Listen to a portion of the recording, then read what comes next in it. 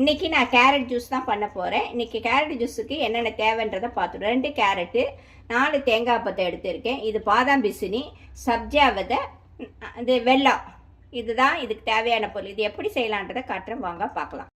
இது கூட நான் கேரட்டும் தேங்காயும் போட்டிருக்கேன். இதுக்குள்ளே வெல்லமும் நான் போட்டுறேன். நான் அரைச்சிட்டேன். இந்த டம்ளருக்கு 1 டம்ளர் தண்ணி ஊற்றுறேன். பாதாம் பிசினியை நான் 1 ஸ்பூன் உள்ளே போட்டுக்கிறேன். சப்ஜா விதையும் 1 ஸ்பூனு உள்ளே போட்டுக்கிறேன்.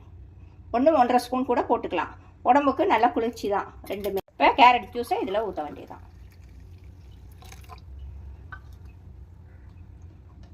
கொஞ்சம் அளவுக்கு நான் போடுறேன். இந்த கேரட் ஜூஸ் வந்து உடம்புக்கு நல்லா ஷைனிங் கொடுக்கும், ஹேர் க்ரோத் பண்ணும்.